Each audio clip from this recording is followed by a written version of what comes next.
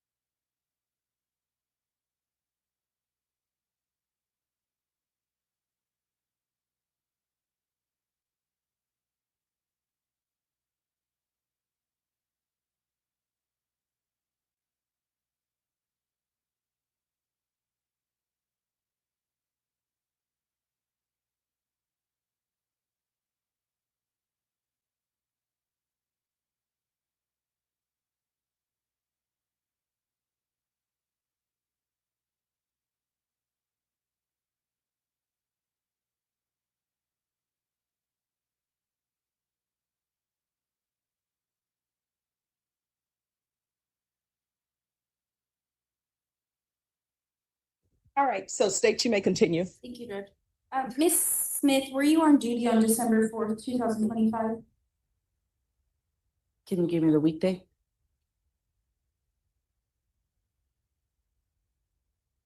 This is a Thursday. Yes, ma'am. What were the hours of your shift on that Thursday? 7 a.m. to 3 p.m. How does the GPS unit handle a situation or handle the monitoring after 3 p.m. if you're not on shift? So we do have on-call officers at that time, and then we also have that third-party sentinel that is monitoring and observing the data 24/7.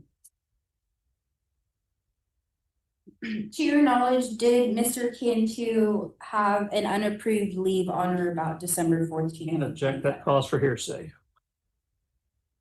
Response? Your Honor, I'll move on. I have something else.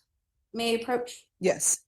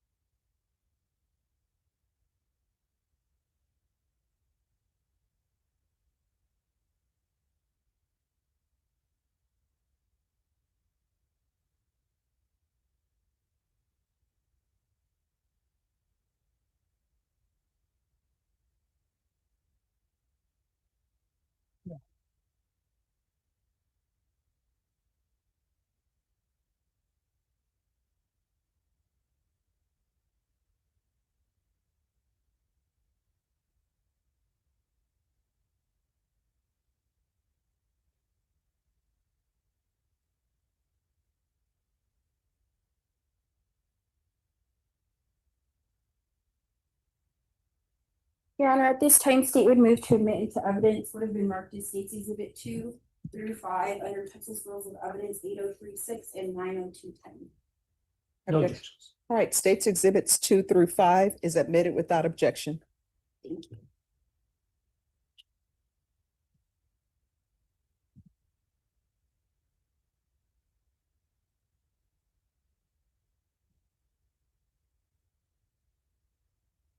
Permission to publish, Your Honor? Granted.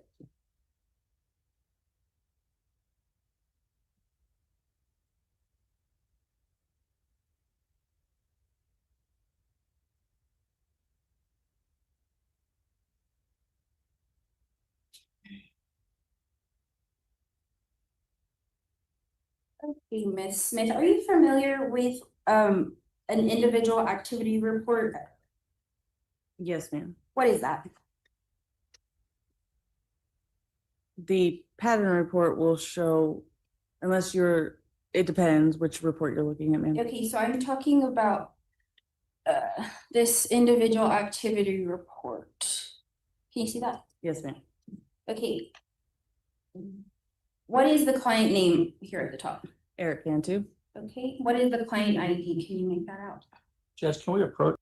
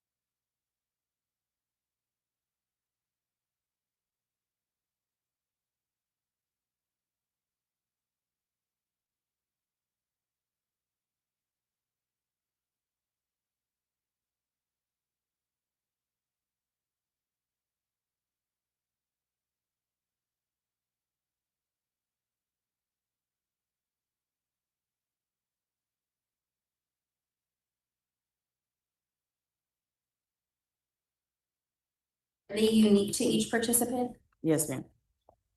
Now, at the top here, we see an address. Is it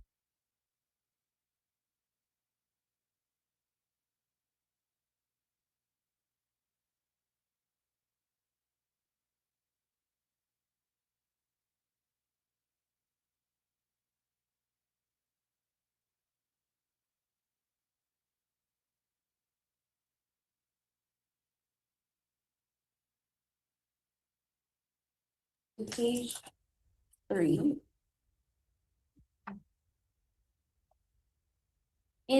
Well, actually, let me back up. So on this document, there are headers. What do these respective headers mean? So the first one being posted time. That's gonna be the time that an event occurred and was put onto our notes in the DNA database. And what is the event time? The time that the GPS actually gave that data to the algorithm for the dashboard. Okay, and then the event is what? It could be many different things of what the monitor was doing at that time, if the subject did something to the monitor, whatever the event was, everything has an actual name to it, a layman name. And then the comments column is what? Is gonna either be a comment inserted by myself, an automatic one that the system produces, or a comment entered in by a Sentinel employee. And I want to direct your attention to page 3. Can you please tell me the date and time that the pen is pointed at? December 4th of 2025, 10:59 and 48 seconds. Okay, and what is the event listed in that same column? That's gonna be an unapproved leave. So the monitor has left its zone. It is no longer located where it should intended to be. Okay, and then 2 rows down, we see a comment. What is this comment pertaining to? Who entered this comment, I guess is my question. That would be a Sentinel officer? Okay, and this comment lists a phone number, correct? Correct. Do you know whose phone number this?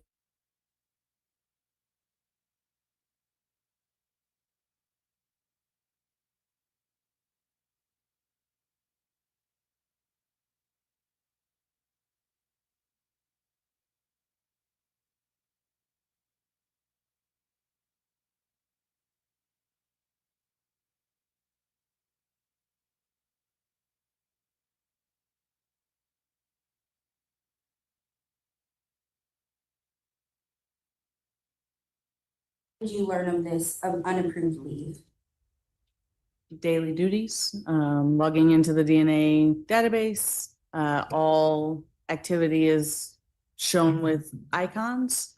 And in those icons, I do a investigation of sorts to see what they mean, and try to figure out what's wrong with the monitor. The monitor told, it has indicated that something is wrong, and it is my job as a deputy to figure out what is actually wrong.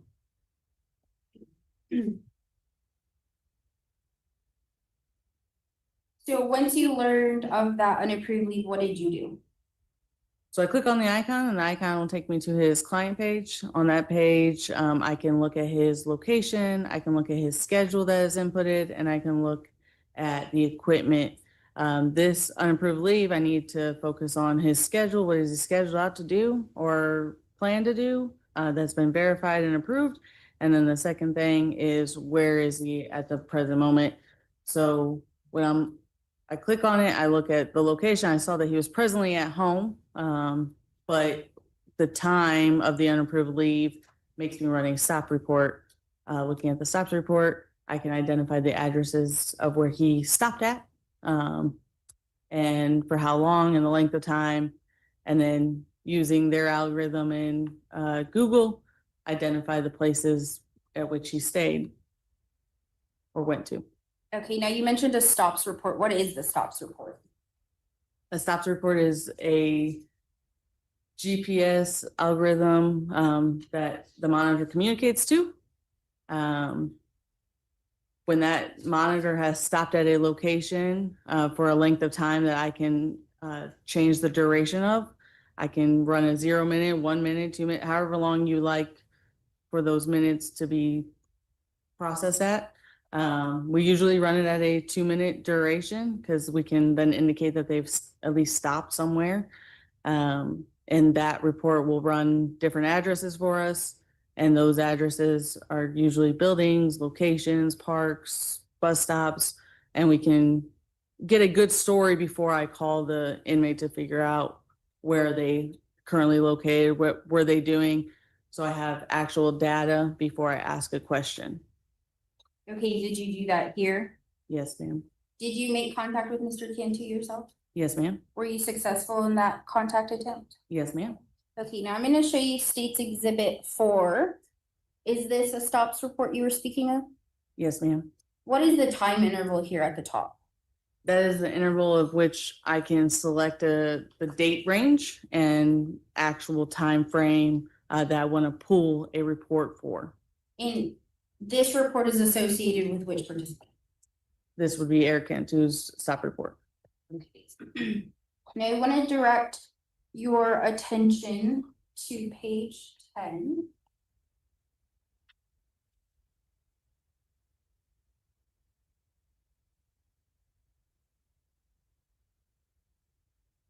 About 13 rows down, we can see that Mr. Cantu visited.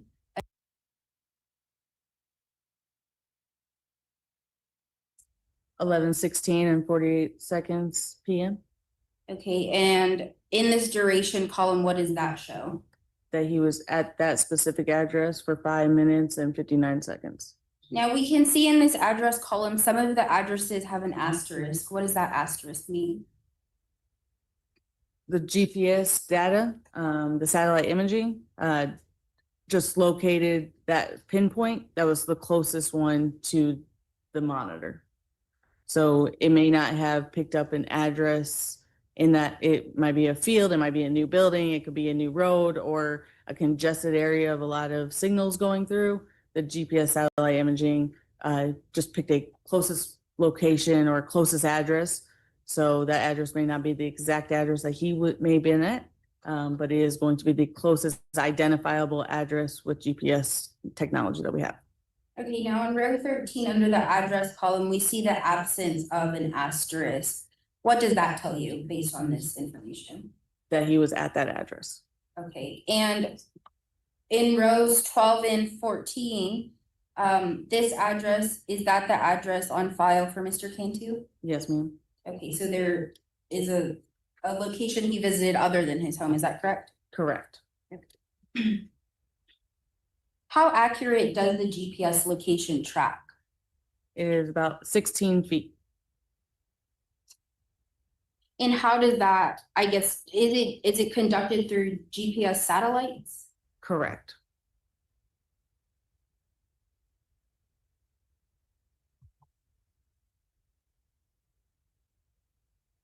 Ms. Smith, what is a points report? A points report takes each location by the latitude and longitude and calculates a speed.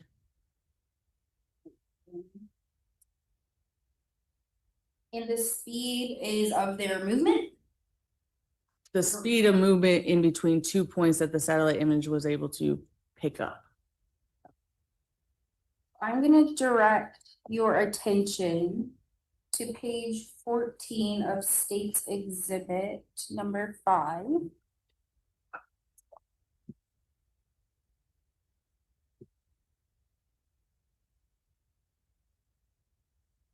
So on this, I guess, interval shown, we see that Mr. Cantu is at the same address throughout this page, except for the bottom 2 columns. Is that correct?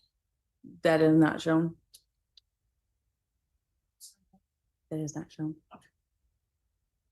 It is not shown that he remains at the same address for majority of these rows, except for the last 2? It is now, yes, ma'am. Okay. So what time does Mr. Cantu leave his home residence? 10:55 and 49 seconds PM. Okay, and then what is the time of the entry beneath that? 10:58 and 48 seconds PM. And what date is that on? That is December 4th of 2025. Okay, now I'm gonna show you page 15. Does Mr. Cantu's GPS monitor remain in motion? On the first column at 11:01. Correct. Yes, ma'am. Okay, and then we see 2 columns down, we get an asterisk at the address, correct? Yes, ma'am. Okay, and then at what time does Mr. Cantu arrive at the 13 Country Pike address?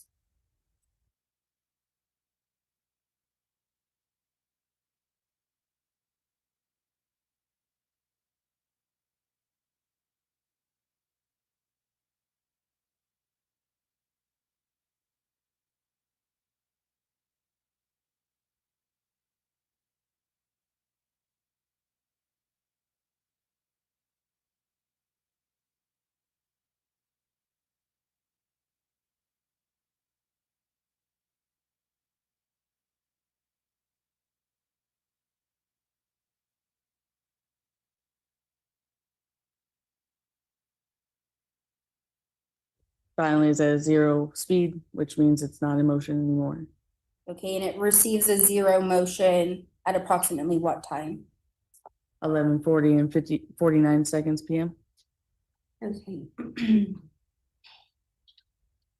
So when you contacted Mr. Cantu, what did he tell you was the reason for leaving his home address? He needed to go pick up his daughter for an emergency situation. Okay, and did Mr. Cantu ever provide you documentation of said emergency? No, ma'am. Did he go into specifics regarding whether he was the only individual that could tend to this emergency? No, ma'am. Okay, were you aware that Sentinel was able to make contact with Mr. Cantu? Yes, ma'am. Did you review those notes prior to contacting Mr. Cantu yourself? Yes, ma'am. Why did you do that? That's part of my daily duties. Okay, I'm gonna play State's Exhibit number 2.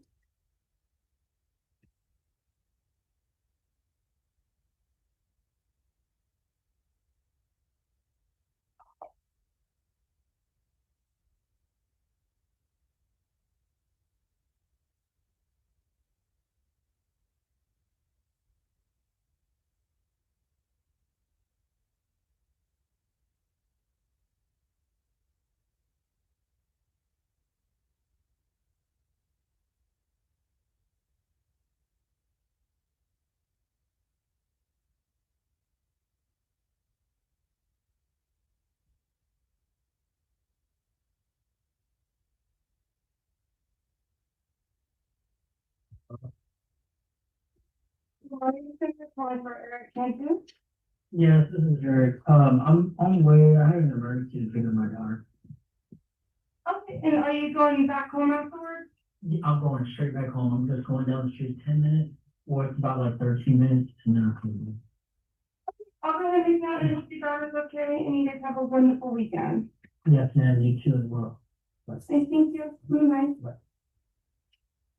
Now, when you spoke to Mr. Cantu, was his call with Sentinel consistent with what he explained to you? Yes, ma'am. Did you form an opinion as to whether a GPS violation occurred on December 4th, 2025? Yes, ma'am.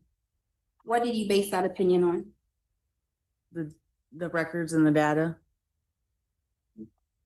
And what is your opinion as to whether a violation had occurred? My opinion is that a violation did occur of an unscheduled leave that in around 11 PM that day on December 4th, 2025. And is that a violation of the conditions that Mr. Cantu was to follow? Yes, ma'am. I pass the witness, Your Honor. Defense? So that was Eric's voice on the phone, is that correct? Yes, sir. You recognize it? Yes, sir. You don't have any reason to believe he was trying to pull a fast one? No, sir. And he said he's going about 10 minutes and he's coming straight back home, and your records indicate he did exactly that, correct? Correct. In fact, the location he went to, do you know what's at that location? An apartment building. Did you know that's where his one-year-old daughter was residing? No, sir. Now, you talk about emergencies. So if I'm on your monitoring and it's 11:30 on a Thursday night, and I'm trying to find out is my daughter okay, but I can't get an answer. Who is there a number I can call? Can I call you at home or your cell phone? How do I reach you to say, hey, I need to run and check. I'll be right back. Yes, sir. There's 2 emergency contact lines every defendant gets. They can call 24 hours, 7 days a week. They can leave a voicemail. They can text. It's a cell phone. Now, they're not always answered, are they? I would say they're most answered, yes. Well, let's look at what Sentinel DNA says about this. Called Bear County Sheriff's, no answer. Called Bear County Sheriff's, no answer. Called Bear County Sheriff, no answer. Next page. I mean, so it's not, the phone numbers aren't always answered, are they? Not all the time, no. Okay. So now you said if it's life-threatening event, that would be an emergency for you. Yes, sir. So you have children? I do. Okay, when your child was 1.5, if that child was somewhere else and you thought something happened to that child at that age, and the child certainly can't care for herself or himself, would that be a life-threatening event potentially for that child? It could be. Okay. And in someone like in Erik's situation, if he can't get hold of you and he's concerned because my daughter lives here, nobody's answering the phone, she's supposed to be there, I can't find her, I'm worried. Does it seem like an inappropriate thing for a parent of a 1-year-old to do to go check on their child? If it were me, I would call 911. Okay, because you're familiar with the police, and I'm assuming the police haven't shot you. Correct. Okay. So if you're someone who has been shot by the police and perhaps are a little concerned about what effect, what help they may get, if any, running down the street, telling the officer that calls, hey, here's exactly what I'm doing, I'll be right back home, that's the next best thing, isn't it? I wouldn't speculate to that. Okay. But that's what happened in this case. He answered the phone. He gave his name. He said, here's what's happening. I'm going to go check on my daughter. I'm going straight back home, right? He answered the phone to a third party. He never did call our office. To your or- knowledge. To our knowledge, yes. Well, if a Sentinel called and y'all didn't answer at least 3 times that day, after this event. So,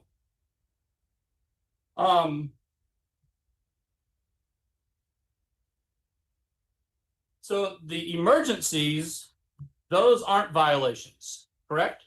If there's a life-threatening event or something that is perceived as a life-threatening event, that would qualify as a non-violation? Not all the time. We just report and we monitor and report to either a probation officer or the court, and they will make that determination as we are deputies.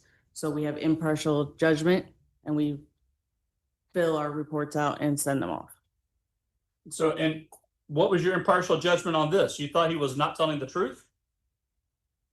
I had no opinion of the time. I knew that he had an unscheduled leave of his GPS monitor, Okay. and You knew where he said he was going to check on his child, correct?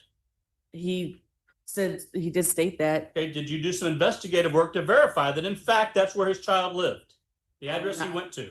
I am not a detective or an investigator, sir. Well, how hard is it to say, hey, who lives at that address? Call that, can I have a phone number to verify that's where the kid is? I mean, that wouldn't be, you've been with the force for a while. Correct. You seem like you have a working knowledge of the police department, or excuse me, the sheriff's department. You certainly could have verified whether or not that's where the child resided, correct? Correct. Okay, but you chose not to do so. That was not part of my duties that Okay. day. Would it surprise you to know that's where the child lived? It would not. Would it surprise you to know the child was supposed to be there then? It would not. Would it surprise you to learn that when he got there, the child wasn't there?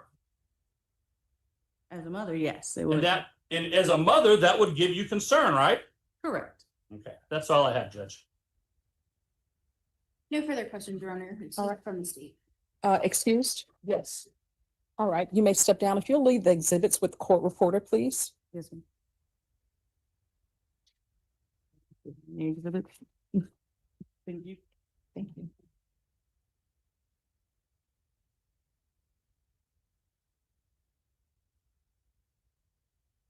All right, who is Is the next witness? Judge, one more and then Thank you. state calls Wilder Garcia.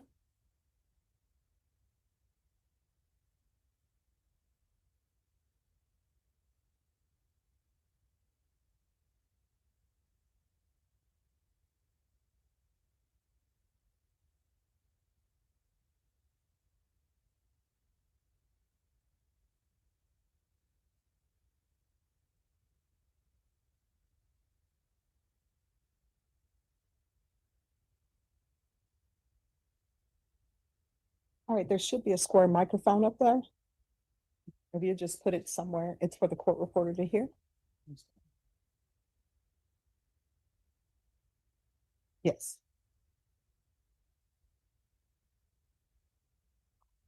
All right, could you raise your right hand? Do you solemnly swear or affirm the testimony you give will be the truth and nothing but the truth, so help you God? Yes, ma'am. All right, you can lower your hand. If you'll make sure you keep your voice up so everyone can hear. If you'll state your name for the record. Officer Wilder Garcia, Wildergarcia. All right, state you may proceed. How are you presently employed, Mr. Garcia? With the San Antonio Police Department, How long have you been employed with the San Antonio Police Department? a little under a year and a half. Are you a certified peace officer? Yes, ma'am. What training is required to become a certified peace officer? Just basic training through San Antonio Police Department or Police Academy. What has been your assignment over the past year and a half? The past year and a half, I've been on patrol, assigned to North Patrol C shift. What are the hours of C shift? 2200 to 06 in the morning. Is that 11 or what is 2200 in normal time? 10 o'clock at night, ma'am. 10 o'clock to, you said 6 a.m.? Yes, ma'am. What is your current assignment the same? Yes, ma'am. Okay. What are your duties as part of North Patrol? My duties include taking calls for service, taking traffic accidents and traffic stops. Were you on duty on December 4th, 2025? Yes, ma'am. What? Were you in uniform on December 4th, 2025? Yes, ma'am. Were you in a marked patrol unit? Yes, ma'am. Were you working alone or did you have a partner on that date? On that date, I was in my patrol vehicle by myself. Are you familiar with the case under SAPD 25246217? Yes, ma'am. I wrote the report for it. What case is that? The report was a burglary. Okay, how did you become involved in that case? The caller called and called saying that's Objection, hearsay. Sustained. Without getting into any specific statements, how did you become involved in that? I made case? contact with the caller that called 911. Were you dispatched? Yes, ma'am. Okay, what location were you dispatched to? Time I was dispatched to the Valero gas station on the corner of Bitters and 281. Is that in Bear County? I'm sorry. Is that in Bear County? Yes, ma'am. Were you equipped with body worn camera on December 4th, 2025? Yes, ma'am. To your knowledge, was it functioning properly? Yes, ma'am. Your Honor, may I approach? Yes. This video.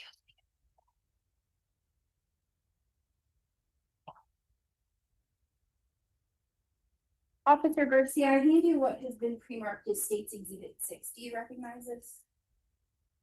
Yes, ma'am. What is it? It's my body worn camera footage. How do you recognize it? I initialed and I put my badge number on the bottom. Have you viewed the contents of it? Yes, ma'am. Other than to comply with the rules of evidence, has it been altered or amended in any way? Not to my knowledge, no. At this time, Your Honor, State would move to admit what has been marked as State's Exhibit 6 into evidence. No objection. Right. My understanding is there's no audio, so as long, that's what I've been, I have every reason to believe she's honest, so as long as there's no audio, I don't object. All right, State's Exhibit number 6 is admitted without objection. Permission to publish, Your Honor? Granted.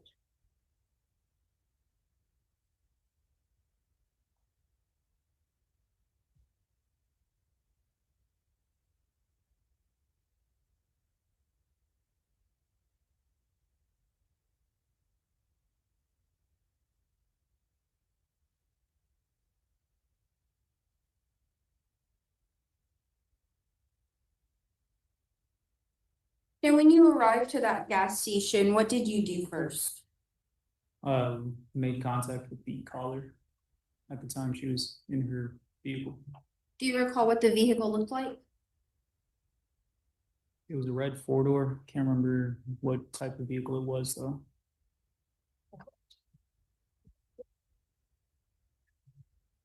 So this is when you arrived, correct? Yes, ma'am.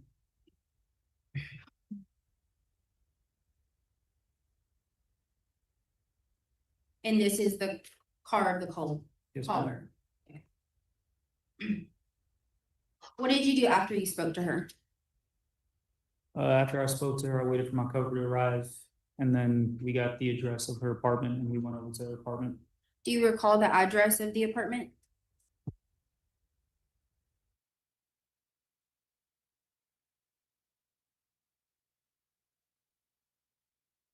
Yes, ma'am.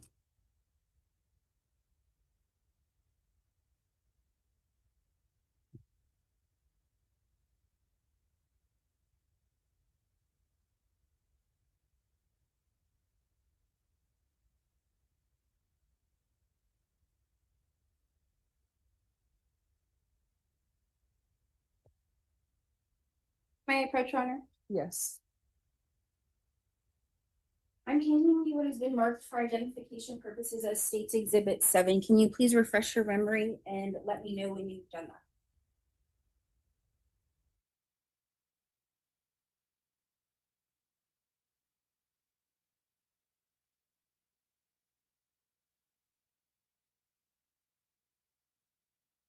The address of the alleged incident location.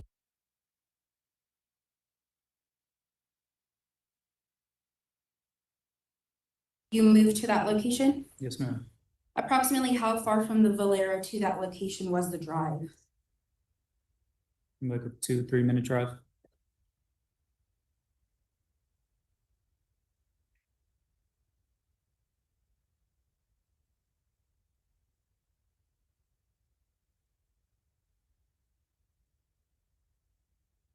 Now, do you recall the street names by the apartment complex that you went to?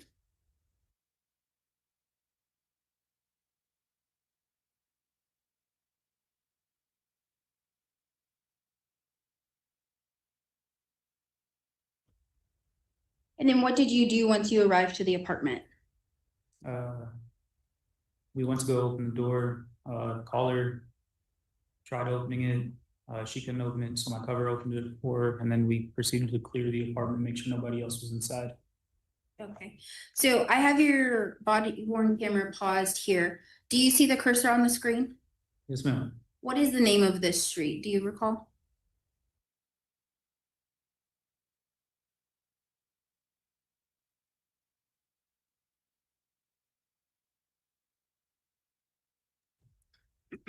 Do you recall the apartment number?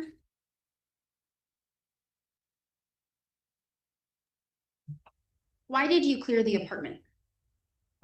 Due to the nature of the call, it was a burglary. Objection, that's hearsay. That'll be sustained. Okay. When you entered the apartment, did you locate anybody inside? No, ma'am.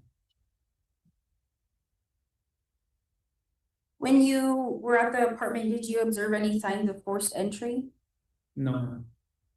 During your investigation, did you locate any potential suspects? No, ma'am. What did you do after you cleared the apartment? After we cleared the apartment, spoke with the caller, just got her statement. And after speaking with her, then I proceeded to call to make my notifications. As in call property crimes, night CID, and my supervisor. Why did you call Night CID? Night CID, I called them first due to the information provided, because it was because of the suspect. Night CID told me to call property crimes, so I called property crimes, let them know, and then later after that, I called my supervisor. Okay, so with an offense like this, is property crimes the follow-up unit that typically handles this kind of case? Yes, ma'am.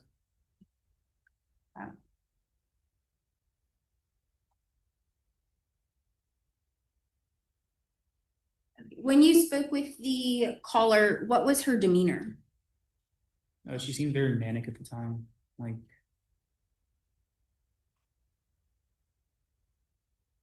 very manic. She was talking very rapidly. I was very worried. I pass the witness, Your Honor. All right, defense? I'm sorry, did you say no signs of forced entry? That's correct, sir. No one, you didn't find anyone inside the apartment? That's correct. And after you were told, or you know what an IDR is? Incident Detail Report. Yes, sir. And so according to what you just said and corresponding with your IDR, because of who might be involved, you were told to write a burglary rehabilitation report at the very least. That was what, I guess, what Terraza told you to do. Is that correct? Not that I remember, sir. That's all I have. Any further questions? Nothing from the state, Your Honor. This witness is excused. All right, is this witness excused? Yes, Judge. All right, thank you. If you'll leave the microphone behind and whatever exhibits, if you'll leave those with the court reporter. All right, and this is your next witness?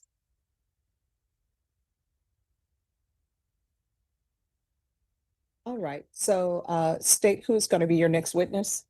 Your Honor, at this time, the state intends to call Emily Prue, who has been subpoenaed to appear and give testimony in this cause at this setting.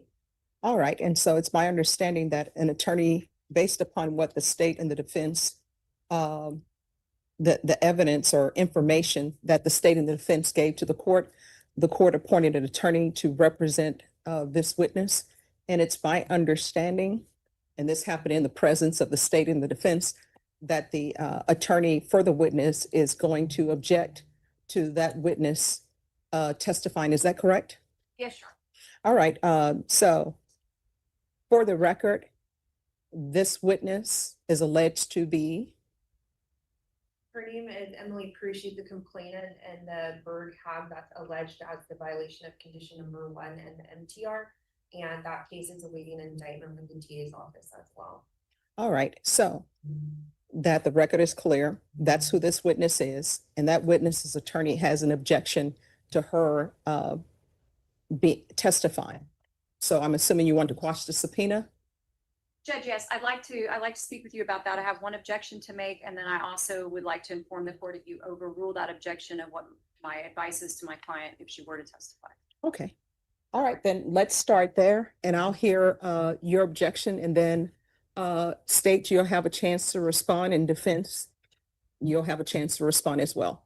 So for the record, my name is Meredith Chacon. The court, as you said, appointed me, I think 2 settings ago to represent Ms. Prue and advise her about whether or not she should testify today. The state did provide to me certain documents and evidence to review. One of those was what purports to be a grand jury summons that was improperly issued because it was issued under the 2024 CR 1237 cause number. A grand jury subpoena is not a proper subpoena by which to. Excuse me, I'm just one moment. Off the record for a second.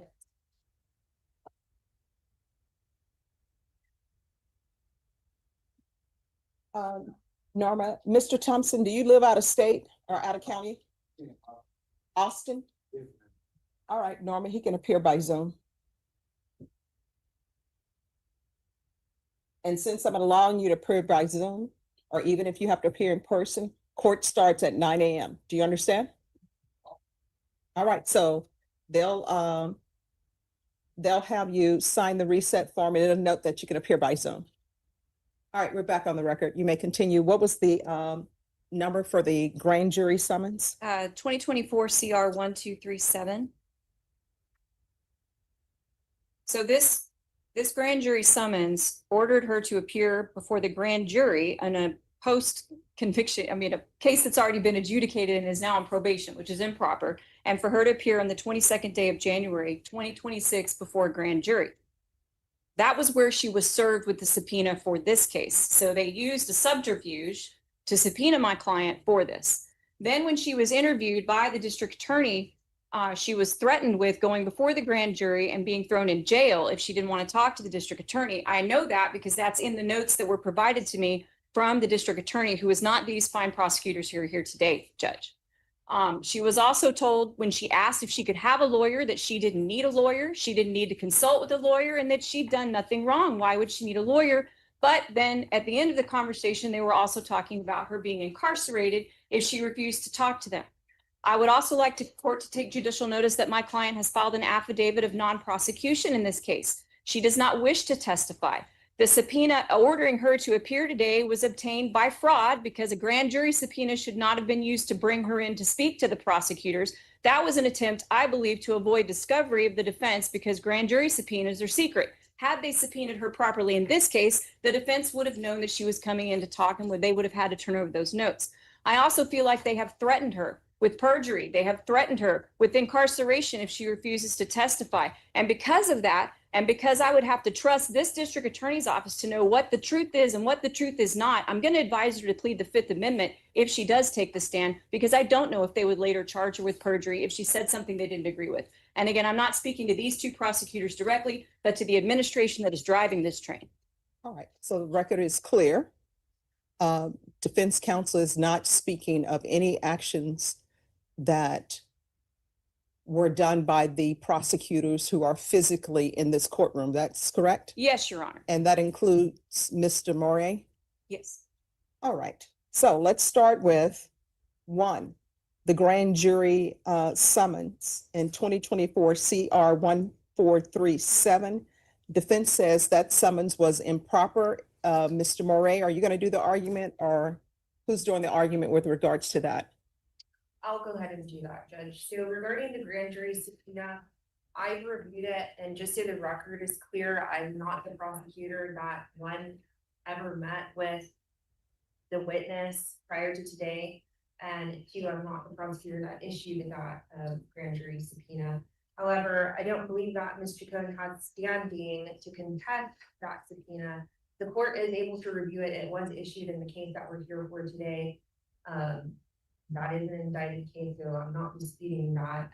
However, if we're looking at the case, what has been turned over to both parties is that an investigator from the district attorney's office went to the residence of Emily Prue and served her with this grand jury subpoena. And so it's kind of like an inevitable doctrine of like, we had her address, we're able to secure her and serve her with a subpoena, and that's standard routine in cases that are prosecuted by this office. Many witnesses are issued subpoenas to appear, and so she has been subpoenaed for this cause, under this cause number, with the correct subpoena ducis tecum to appear today to give testimony. And so I don't believe that Ms. Chacon has standing to challenge that. She wasn't representing her at the time. And I think that we would need additional testimony from the witness for the court to determine the allegations, I guess, that are set there for. So I want the record to be clear, and I want my understanding to be clear. So was there first a grand jury subpoena? And then while I'm assuming, and if my assumptions are incorrect, let me know. I'm assuming that the witness appeared for the grand jury subpoena, under the grand jury subpoena? Judge, so it's my understanding, and I'm gonna have my co-counsel print out the subpoenas, but it's my understanding that at the time that the DA investigator went to serve the witness, Emily Prue, that she was served with subpoena ducis tecum and a grand jury summons. Yes. Okay. And I'm unsure of the date of the subpoena ducis tecum. They'll have to look it up. I asked your coordinator this morning, she couldn't find it. So this is what the court wants to know.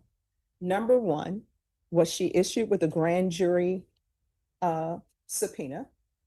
And then while she was honoring the grand jury subpoena, was she then given another subpoena? That's what I want to know. And Judge, if I could just have leave from court because my computer's not cooperating with me. Yes. To print out the Okay, subpoenas of the issue, please. sure. And then after I receive evidence with regards to those questions, then we'll move on to the allegations of the threat.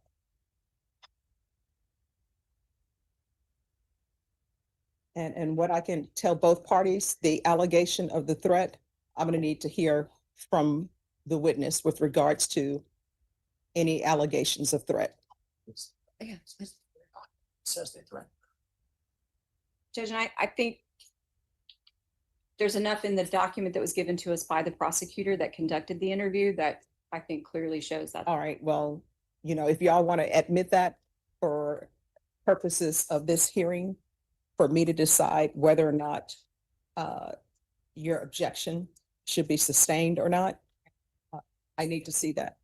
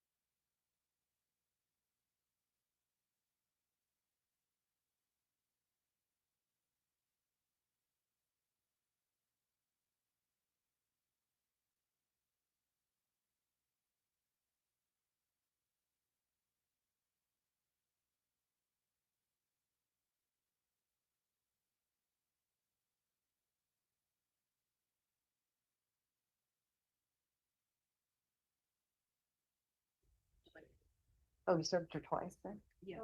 You said. No, I mean, I thought you said you served her at the same time with both. It does, it says here, it was, It says it was served on the 14th, doesn't it? yes. Not the 20th. Literally in the videos.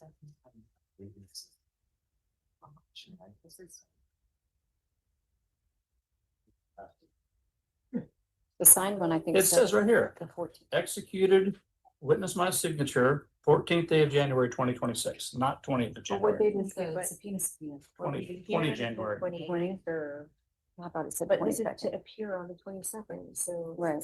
Doesn't matter, I mean, Yeah, the I point I is you thought didn't that one serve, said you 22nd. didn't, you served the grand jury subpoena first. Then you came back later with another. On the video, he serves her with both. Oh, well, then, We have a you got some picture shooting. explaining to do about his under oath about the 14th.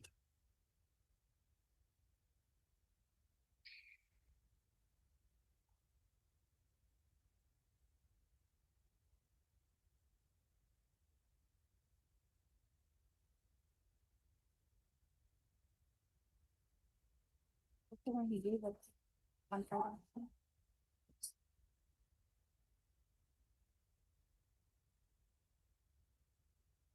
Oh, 16th. yeah.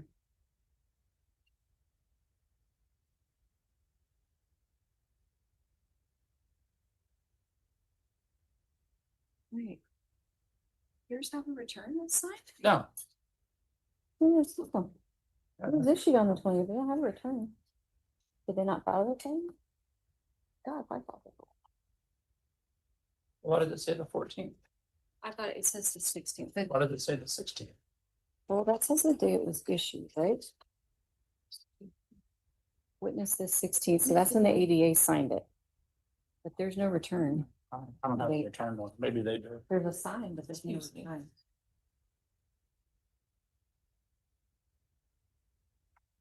Disconnect.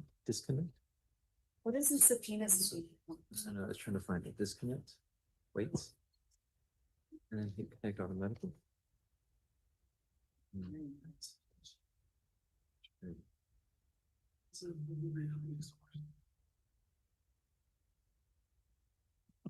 But when I saw this, I thought it's like. Hi. Just for the break now. Sure. Please. Thank you.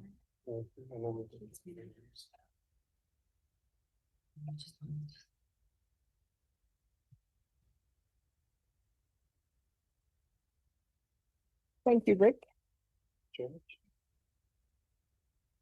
more for, just messed up, so then I'll do it one more time. No problem. I see charge on the floor.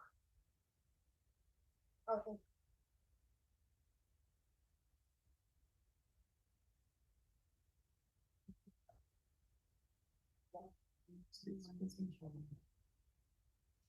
I see.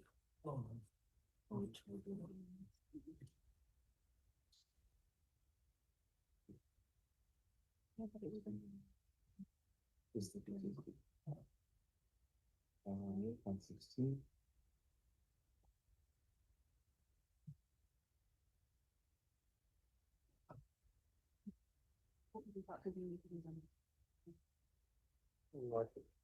Thank you.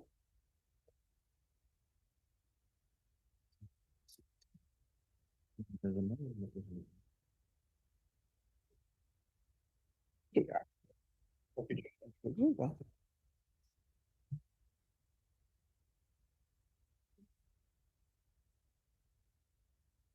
Oh, can you let Norman know then not to have him brought over and he doesn't need to be dressed? Yes, sure, I will do so right now. Thank you. Well.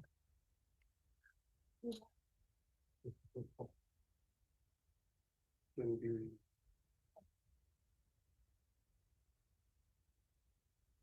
All right, have a good one.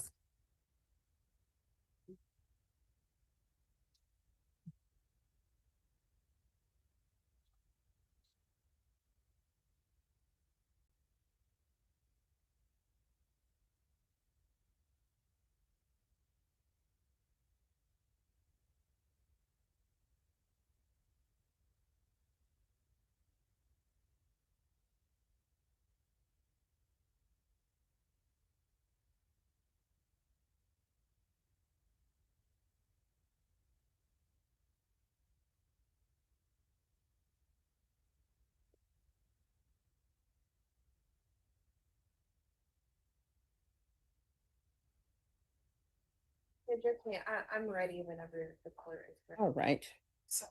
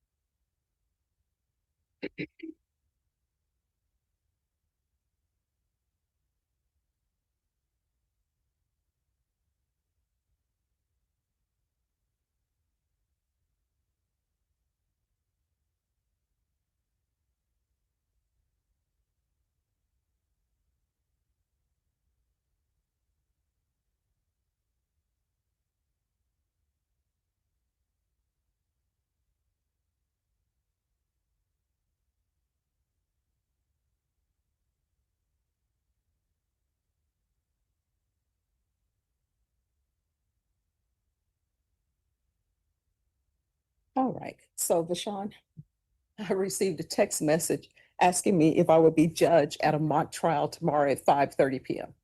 Now, my heart, because it's children, want to say yes, but I had to say no because I teach that night. Plus, we're probably going to be in trial tomorrow. So, but I did volunteer somebody else who's here, so you'll find out about that. All right, we're back on the record. Is there anything you wish to add to your argument? Yes, Judge, I was under the impression from viewing the documents earlier that the subpoena was issued on the date that my client was brought in under the grand jury subpoena.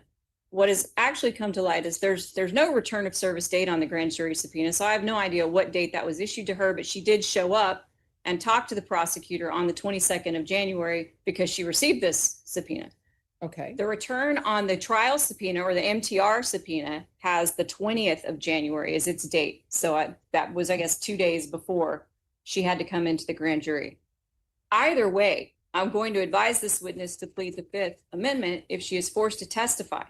In no other case that I've heard other than a property crime case, does the DA's office want to proceed with an AMP. It's not a domestic violence case, except for the fact that this is a media case that has caused all sorts of embarrassment to the office, but it is wrecking this girl and she doesn't want to be here. I don't know how to mark this, but I have the notes that were provided by the prosecutor who interviewed her under the illegal grand jury subpoena, Melissa Alman, and it lists out that she told her that she could be incarcerated if she wouldn't answer her questions, which I think is enough of a threat, Judge. But if everybody's seen this, do you mind if I? okay, I think all parties agree that a witness cannot be threatened with incarceration. That's correct, Judge, and my reading of it, I guess the court would need to do an in-camera inspection, or I don't have any objection to it being made part of the record, but that's not exactly what it states in there. All right. That the witness asked what the repercussions would be for her failing to appear in accordance with the court order, and she was advised that if the judge saw fit, that she could be arrested and brought to court, and that is the law. All right, so let's mark that as an exhibit so the court can review it. And Cindy has that. we'll mark it with a W for witness. And you can call it W1.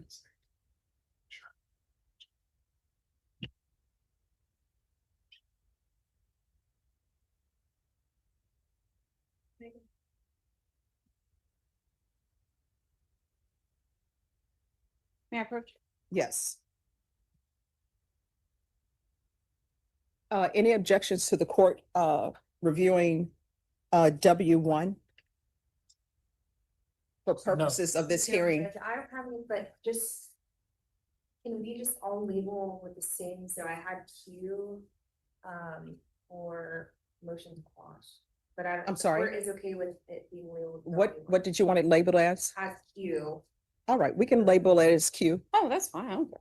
Q1. correct. All right, so then Q1 for the record, Ms. Chacon, what is Q1? Q1 is the notes that were provided to myself, the prosecutors and the defense counsel from the prosecutor's interview of my client. I've taken many witnesses before the grand jury, Judge, and I've had those conversations with witnesses about what repercussions happen if they don't want to answer questions. That's not what I think this is.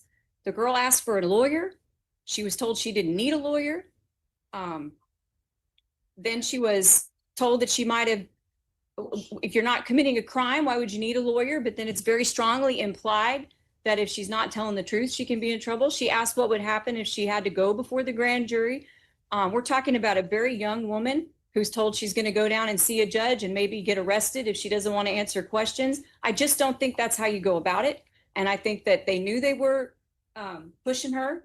And today, to appear today, she knew she could get arrested if she didn't come. I mean, this is a very coercive environment that they're asking to put this witness on. And All right, the court is going to review Q1 and then I can hear arguments. Judge, and then just for the record, for the state side, we have CDT exhibits Q1 and Q2, which are copies of the subpoena ducis tecum that was served on the witness on January 20th of 2026, and then the grand jury summons is Q2 that was served on the same day, however, it's unexecuted. I have a copy of that. All right, any objections?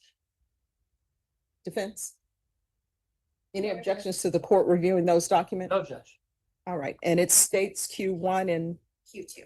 Q2 will be admitted without objection for purposes of this hearing.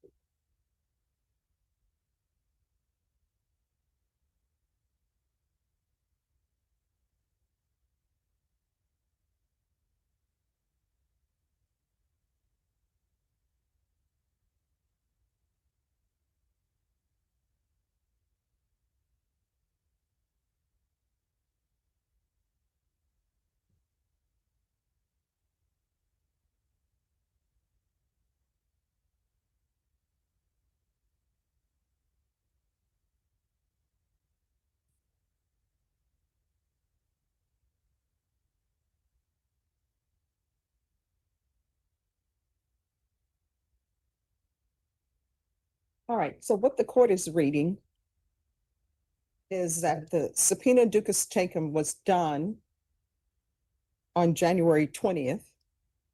The grand jury subpoena, which there's no return or anything on it, was January 22nd, 2026. So it was for the witness to appear on January 22nd of 2026, because the execution part is not filled out. There is a video of our investigators serving both subpoenas on January 20th of 2026. And so, like I said earlier, it's not like we were procuring the witness under false pretenses. She was served at the same time with both subpoenas. All right, so this is what the court doesn't understand, and perhaps people can help me with this. It appears that sometimes people believe a subpoena means you have to come to somebody's office, but a subpoena is really for a court, maybe for the grand jury. So this subpoena that she was under was for her to appear in court, was it not? Or was it a subpoena for her to appear in the DA's office, which? It was a subpoena for her to appear in, so the subpoena ducis tecum reads as it's for her to appear for a setting for this MTR on January 27th of Yes. 2022. And then the grand jury subpoena, if I can see it back, Judge. Yes.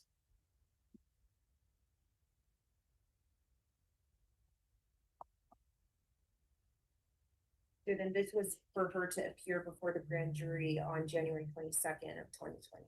All right, and then the information in Q1, the witnesses exhibit through her attorney is information by Melissa Alban, the ADA that was put in the system on January 22nd, 2026. All right, so what is it, what is everybody's understanding when somebody is subpoenaed or thinks there is a valid subpoena and they come to the DA's office, and when they come to the DA's office, they're asking to have an attorney? What is the law on that? Everybody's understanding of the law on that.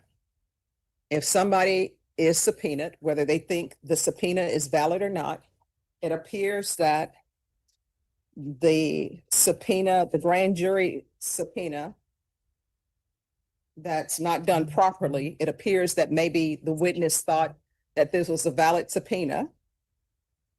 And then that witness comes to the DA's office. So what is everybody's understanding on the law of when somebody is subpoenaed? One, can they be subpoenaed? And that subpoena is you come to the DA's office. Judge, I think almost fundamentally, the more important thing is when an attorney is dealing with an unrepresented person, you have a duty, you can't give that person legal advice. And so no one has any business telling anybody they're not entitled to an attorney in that moment. If she wanted an attorney, rather than give her legal advice, you don't need to talk to an attorney, you haven't done anything wrong. She should have at least been able to come down to court and have a judge determine whether or not she needed an attorney, because she was an unrepresented person. And that's just basic to us being lawyers dealing with non-lawyers in all sorts of cases. So I take issue with my client requesting an attorney and telling her she wanted time to hire an attorney, that she'd been trying to get an attorney, and being told, no, you will talk to me today, you don't need an attorney. Because that's not for that prosecutor to decide in that moment. That's not their job. And so this girl was sat there and unable to consult with legal counsel about what she was going to talk about, and then was told that if she didn't answer the question, she'd be taken before the grand jury and potentially incarcerated. And I feel like that's threatening.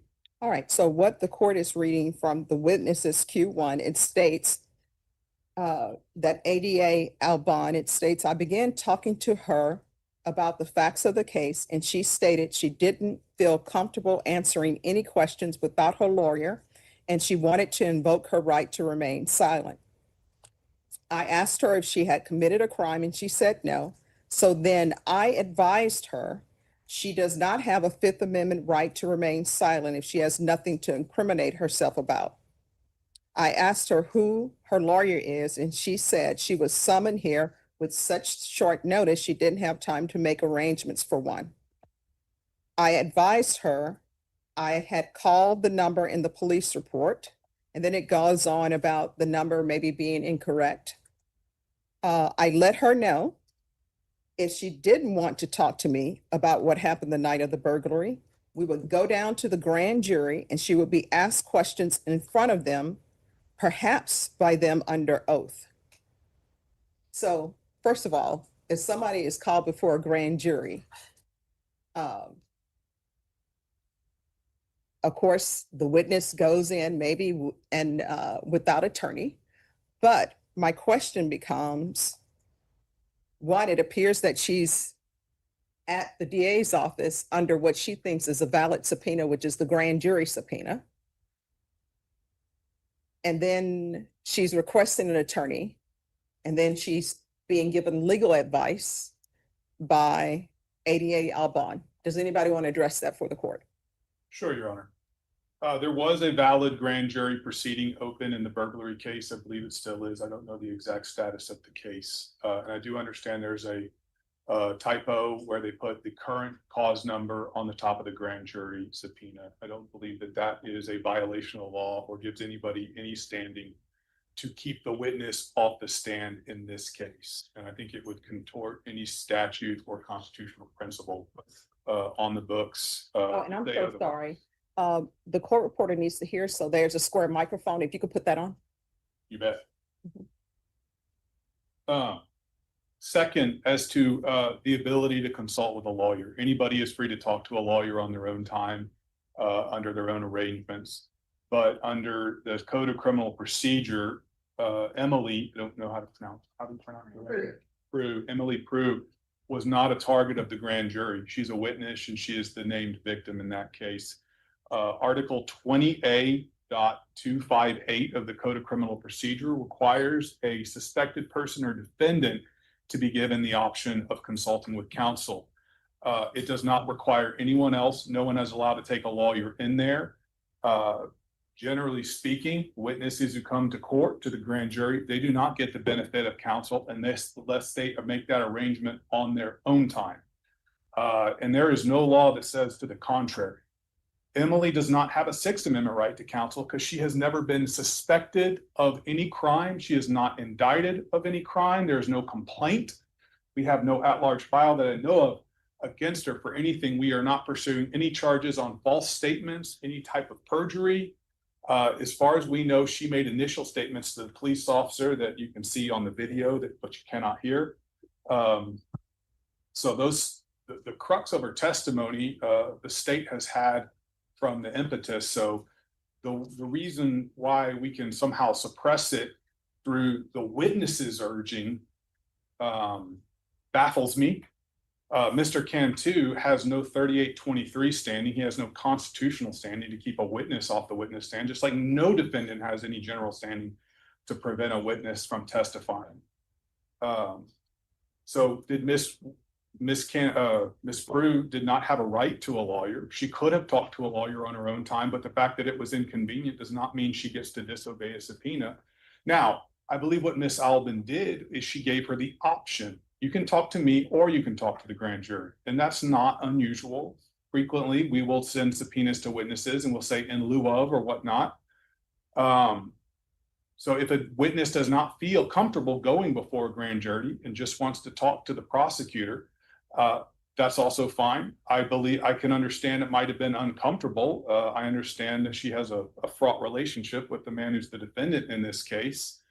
And I can understand that whether you're talking to a grand jury or a prosecutor or coming into court on subpoena is difficult, but because it's hard, that's not an excuse to disobey a subpoena.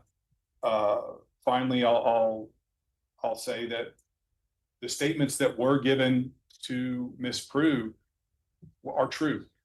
If a witness has been served a subpoena and they're taken before a grand jury and they refuse to answer questions, we can go to a judge. And the appropriate thing in the vast majority of cases is to hold the witness in contempt, commit them to jail, fine them, what have you. So I believe those statements were true. And I guess finally, the last thing I will state is when we're talking about coercion the defendant in a criminal case, when he's accused, he has a right to resist compulsory process. No other person on the planet Earth, other than Erik Cantu in this case, enjoys that right. When we subpoena people, it's compulsory. And when they don't cooperate, a court such as yourself can hold them in contempt, and that is inherently coercive. And that's something that everybody who walks in that door and up to the seat right there is walking under. It is a compulsive process. The Constitution recognizes it such. Our statutory laws recognize it as such. So the fact that there's some coercion or compulsion here is of no concern for this court as far as whether this woman can offer relevant testimony as to whether this guy violated the terms of his probation. Thank you. All right, so let me just, and I'll hear your argument. Let me just tell you what I take issue with. I take issue with people being subpoenaed, whether it be a grand jury summons or whether it be a subpoena to appear in court, and somebody thinking that that means, oh, that means you have to come to the DA's office. That's not what the subpoena is for. If you've been subpoenaed to go before a grand jury, then you're supposed to go before a grand jury. It's not a subpoena to come to the DA's office. And it's the same thing with the subpoena duces tecum. I've seen people do this before, but legally, when you get subpoenaed, it's for you to appear in court or to appear in grand jury. It's not you've been subpoenaed to appear in the DA's office. And I've seen that happen a lot. And that's not the law as it relates to that. But you've heard Mr. Morey's argument. Do you have a response? Yes, Judge, two things. They both skipped an important step, and I think it's an important thing that you have to tell witnesses that you're going to take before the grand jury if you are a prosecutor. And that is, yeah, you do tell them we're going to go see a judge, but you have to tell them a judge is then going to decide if you have to answer those questions or not, and a judge is going to tell you whether you have to answer those questions or not. And then it's up to the person whether or not they want to follow that before they're held in contempt. Judge doesn't jump straight to contempt. To imply that if you don't answer my questions, you're going to end up in jail, it jumps over quite a few steps. And I think when you're dealing with someone who is as young as this girl is and is as intimidated as she was, that they knew exactly what they were doing when they did that. And then number two, you have a duty as an attorney not to advise an unrepresented person if they're asking for a lawyer. He's right. She had the right to consult with a lawyer. They didn't have to tell her, you can't do that right now. They told her you don't need a lawyer. That's not their judgment to make. To advise her she doesn't need a lawyer, it goes beyond the bounds of what the district attorney's office is supposed to do. Now you have a lawyer giving legal advice to an unrepresented person that's adverse potentially to them. They don't know what she needed to talk to a lawyer about. They don't know what she's about to say. She clearly doesn't want to talk to them. And the response is, you don't need a lawyer. We're not supposed to do that as attorneys. So she should have at least been given the opportunity to call someone. They could have rescheduled. They had a subpoena for like 2 days later for this hearing, the original setting. And as you said, it's not as her subpoena is not for her to show up at Ms. Albin's office. Take her downstairs to the grand jury and ask her the questions there, but don't give her legal advice. Don't blow her off and don't threaten her. All right. Any response from defense counsel? No, Judge, other than this is just another attempt at, this office for what, has come after Erik from since the day he was tried, since the day SAVD tried to kill him, ever since then, they've come after him.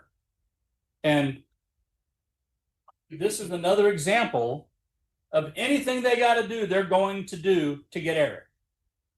And to bring in this, and Ms. Chacon hit it on the head. Morey says she has a right to a lawyer on her own time. Well, then give her time. Give her that option. Don't tell her it's now or never. We're going to arrest you. It's sad to see that the lengths someone will go to get somebody. And I'm disappointed in the process. Not Ms. Galloway and not Ms. Espinosa, because I know they had nothing to do with that. And then to argue that the subpoena, there's a typo.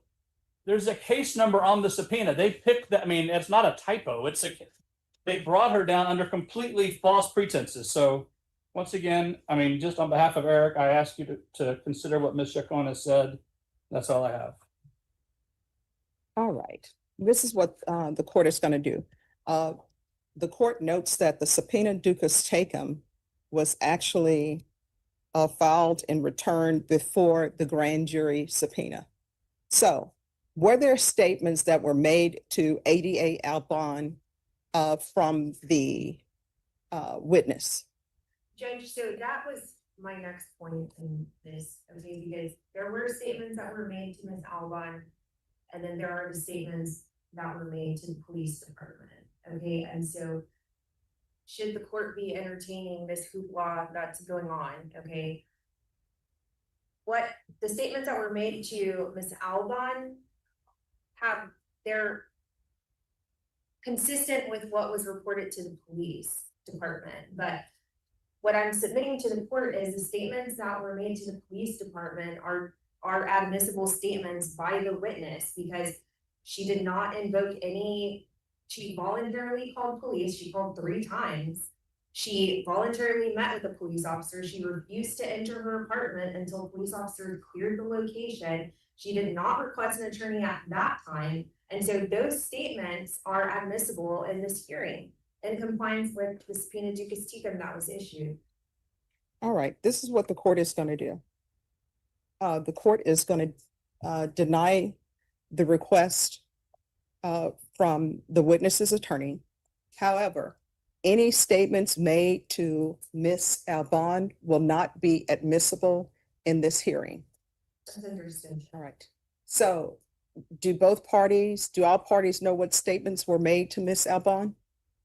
They're all contained in the witness exhibit Q1, Judge. All right, so I'll give defense, because defense was shaking his head. I'll give defense a chance to review that. And if you could have a chance to review that with your client, and could I have parties approach? Are you including me in your? Yes.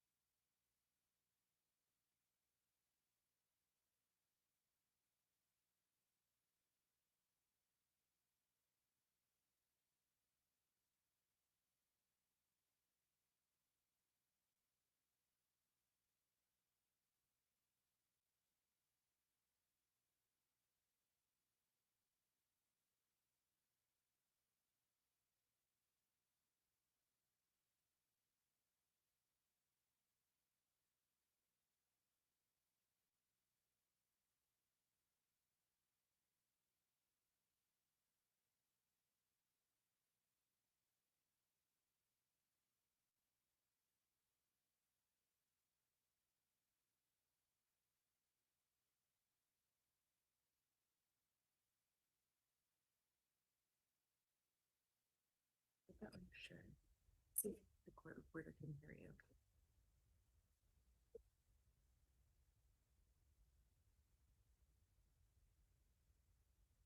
All right, state, call your next witness. State calls Emily Crew. All right, can you raise your right hand for me, please?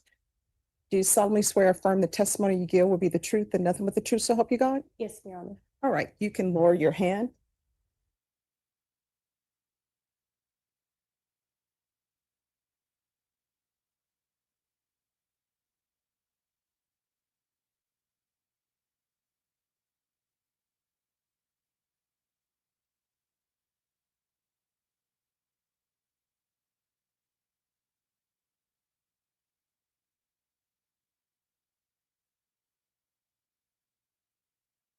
What clothing he's wearing? Erik Cantu. And can you describe like something that he's wearing on his person today? Blue, blazer. Okay. And how long have you known Erik Cantu? I've known him since, early 2022. Okay. And just so we're clear, you're not here today because you want to be, right? No, I don't want to be here. So you're here because the state issued you a subpoena to appear and give testimony, correct? Yes, ma'am. Okay. And just to be fair, you care for Erik, correct? Yes, He's the father of your child and you don't want to see anything bad happen to him, correct? yes. Okay. But there are a couple of things that I have to ask you about, okay? So do you recall December 4th going into December 5th of 2025? Yeah. Okay. What were you doing on that night? On my way to work, Okay. And when you were on your way to work, what happened that caused you to look at your phone? I plead the fifth. Judge, you could instruct the witness. All right, so the witness has pleaded the fifth to what the witness was looking at on her phone, is that correct? Correct. All right. After hearing the question, the court is not going to allow you to plead the fifth to that question. You'll need to answer that question. Okay, yes. Well, I had pulled over to go stop and get some food before I went. And I looked at my phone. I kept seeing notifications of Blink. Okay. And the notifications that you were receiving, what app were they from? Blink. Okay. And at this time, what apartment complex were you living at, or what was your address? The Harper at the Park, Okay, and what was the address? 950 Bitters. Okay. And at your residence, did you have some type of video recording system? Yes. Okay. And is that through Blink that you stated? Yes. Okay, and so what type of notifications were you receiving on your phone that caused you to look at the app? Motion detected. Okay, and where was that motion detected? There's no label for where. It just shows that there's being motion detected somewhere. Okay. In the apartment. So how many cameras did you have at your residence? Doorbell and inside. Okay, and so on this day, when you received those notifications from Blink, did you click into the app to view what was going on at your residence? Yes. Okay, now regarding the Blink subscription that you had, were you able to access past videos or were you only able to access live feed? My free trial ended for the Blink to be able to see in the past. So that had already ended. So now it was only live footage. Okay. And so when you accessed the live footage at your apartment on Bitters Road, what did you observe? I saw my neighbors and Erik outside my door walking away down the stairs. Okay. Did you hear any voices at that time? I was connected to CarPlay, so I couldn't get it to listen. I couldn't get it to play any sound. So I turned off my car and disconnected the CarPlay, and I just heard them have some sort of interaction, and that was it. Okay. And so when you say them, because you have known Erik for quite a while, so are you familiar with his voice? Yes. Okay, and is one of the voices that you heard on the Blink camera, the voice of Erik Cantu. Yes. Okay. And so when you received or you saw that Erik Cantu was at your apartment, what did you do at that point? Well, I first grabbed my food and then I drove to work, and I kind of just brush it off so I can just focus on work and not, pay any mind to it because I didn't really observe what had really happened. It was kind of just seeing motions and seeing that, and I just kind of was like, I don't have time for this. Well, let me ask you this, was he supposed to be at your apartment on that day at that time? No. Did he ever live at that apartment with you? No. Okay. And so once you were at work and you were trying to push through, at some point, did you make a phone call to someone? Can you please elaborate? Yeah, okay, so when you were at work, at some point, did you call 911? Yes. Okay, and what did you report to 911 that had occurred? That I saw my iPad at another location than from where I left it. Okay, and so your iPad, how long have you had that, or how long were you the owner of that iPad? Since July of 2025. Okay, and did Erik Cantu buy that for you, or is that something that you purchased on your own? That was my iPad. Okay, and so before you went to work, where was the last place that you observed your iPad? On my bed. Okay, and is that in the apartment on Bittersburg? Yes. Okay, and so when you're at work, before you call 911, what did you recognize about your iPad's location? That it was moving. Okay. And so then when you called 911, the first time, or let me back up, did you call 911 more than one time? Yes. Okay. And so the first time that you called 911 and you initially tried to make a report, where were you? Well, I didn't want to leave work, so I wanted to handle that without leaving, but they said I couldn't. Okay, I had to leave work in order to handle it. okay. And so at some point, did you make the decision to leave work to make the report? Yes. Okay. And once you left work, where did you go after that? To my apartment. Well, first the gas station. Okay. And when you were speaking to the police, did you feel comfortable at that time returning to your apartment from work? Yes, I just wanted to, or they had instructed me to meet at the gas station first. Okay, you don't recall telling them that you didn't feel comfortable going back to the apartment? I don't remember.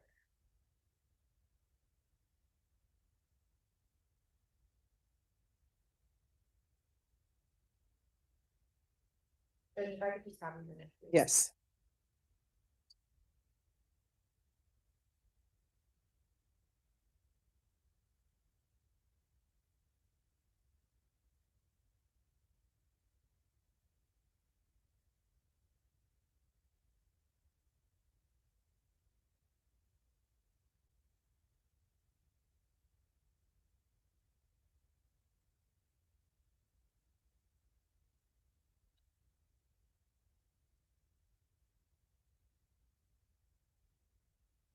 I have a couple of things here. I have some headphones, so I'm gonna place these in front of you. At some point, I'll ask you to put them on, okay? So what I'm showing you is State's Exhibit number 23. It contains some phone calls. I'm gonna play a portion of them for you, and then I'm gonna ask you a question, okay? Okay.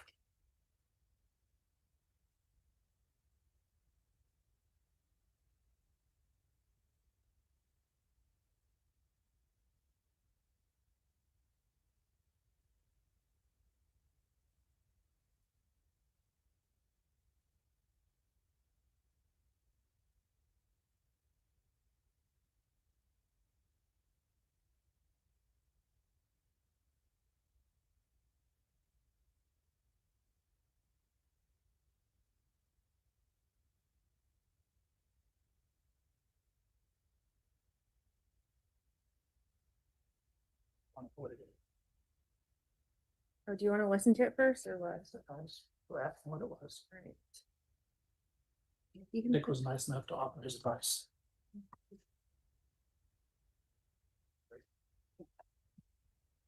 See this cost so much. Okay.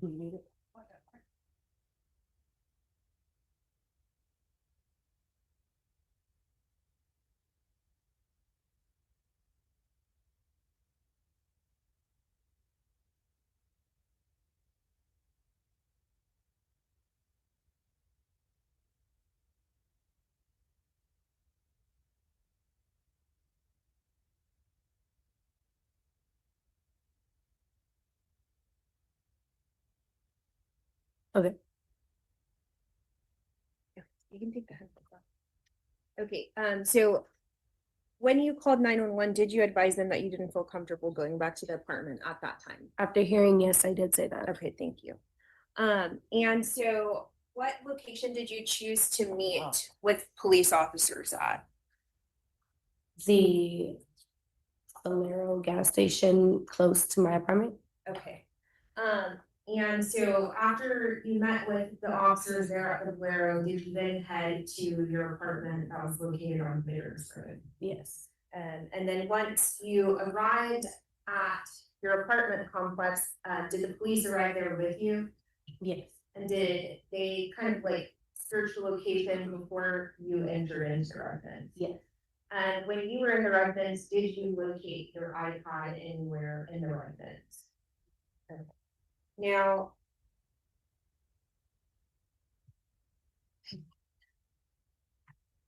Judge, if I could just have a minute to Yes. enter some exhibits.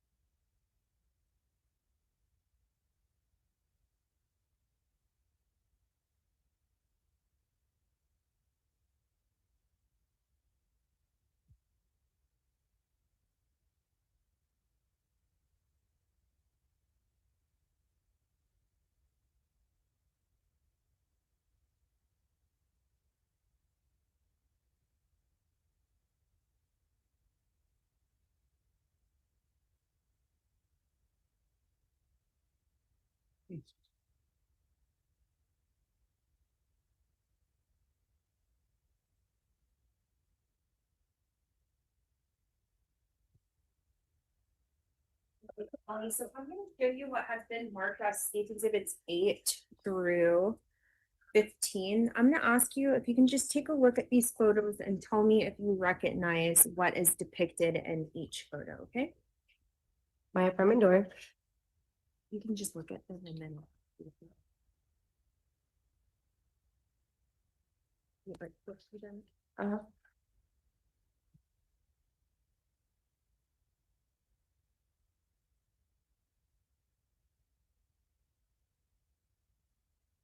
Okay, so are you able to recognize the items that are depicted in state exhibits 8 through 15 inclusive? Yes. Okay. And are they a fair and accurate depiction of your apartment and phone on the day of the offense? A Farron. Like, do they show your apartment as you observed it on the day that this occurred? Yes. Yes, like they haven't been changed in any way. That's how your apartment No. looked. Okay. At this time, state officers, state exhibits 8 through 15 inclusive, which have previously been tendered to defense. No objection. All right, states exhibits 8 through 15 is admitted. All right, Emily, so now I'm going to show you these photos and ask you what is depicted in each photo, okay? Are you able to see that? Don't worry. My apartment door. And in state exhibit number 9, My living room. state exhibit number 10, My dining room. and what is this with blinds? What is what? This surface that has blinds sliding across, what is that? The rod. What do the blinds protect? From sunlight and the door. Okay, so is there a door there? Yes. Okay, where does that door lead? To the balcony. State exhibit number 11. That's kind of hard to see. State exhibit number 12. My lock. Okay, and is that the lock to the sliding door? Yes. And that sliding door, is that behind those blinds that we saw in the previous state exhibit? Yes, State's exhibit number 13, what does that depict? my balcony. What about state's exhibit number 14? Another picture of my lock. Okay. When you had arrived to your apartment on that day, did you notice anything weird about your sliding door? It was a little bit cracked open. And state's exhibit number 15, what are we seeing here? My iPad location. Okay, and so I guess I'm assuming, do you have an iPhone? Yes. Okay, and so was your iPad and your iPhone connected to each other? Yes. Okay, and so were you sharing the location of your iPad and the iPhone with each other? Yes. Okay, and is that how you were able to obtain this screenshot of the location of the iPad? Yes. Okay, and what location was displayed as where the iPad was? The 21010 Alsuela Bueno. Okay, and who do you know that lived on Oslo Bueno? Is Eric's family. Did Eric live there with his parents? Yes. And then while you were meeting with police officers, did you start receiving communication from Erik Cantu?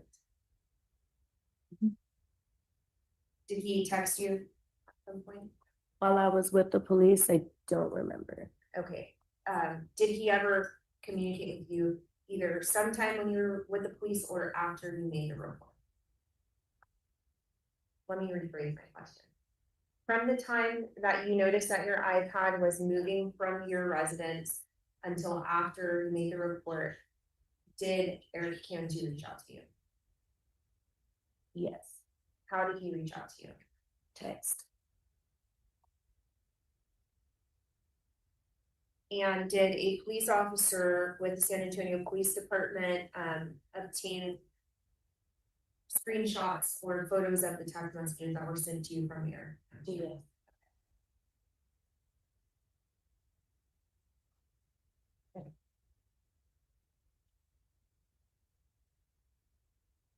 I'm gonna show you what has been marked State's Exhibit 16 through 22. If you could just take a look at these like you did before, and look at them and tell me if you recognize what is contained within them after you look at them.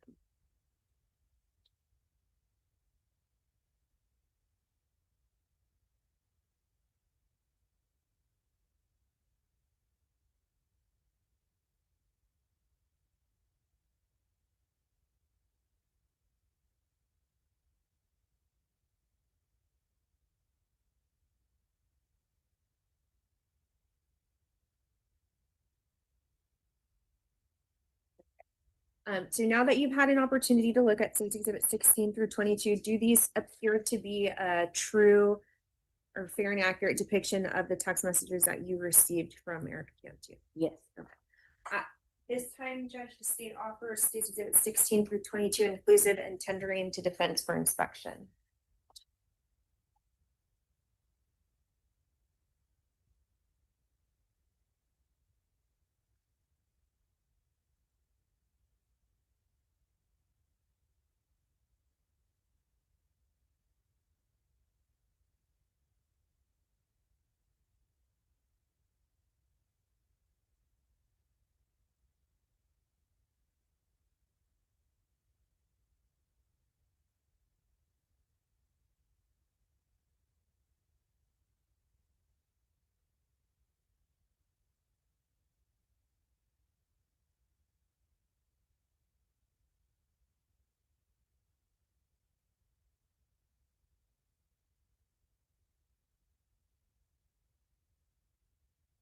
Definitely ones that show the full conversation, that don't have stuff whited out.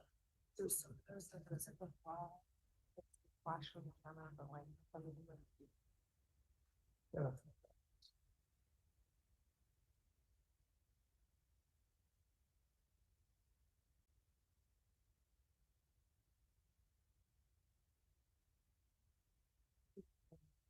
But what is that second thing? Yeah, one that shows that's not whited out. Right before she says have fun in jail. You're the only one. Yeah, oh.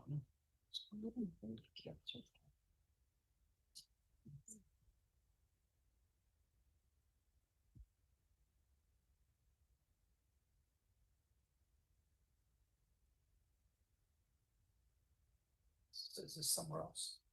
The fingers aren't blocked. I don't think so.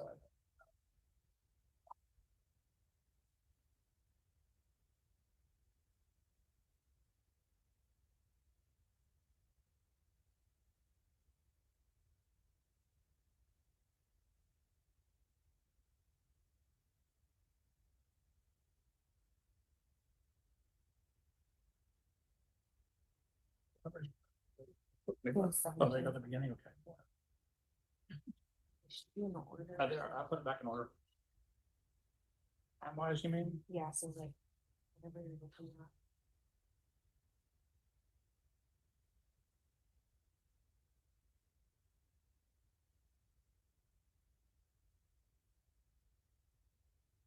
No objection. All right, States Exhibit 16 through 22 is admitted without objection. Emily, so in addition to you noticing that your iPad had a different location, were other people contacting you, or what was going on? What were the circumstances surrounding that caused you to have to like leave work to make this report? My mother called. My friend called. Just Were worried. they were worried about her. They were worried about me. And were they responding to like messages that you sent them, or was somebody else contacting them? Objection, that'll be hearsay.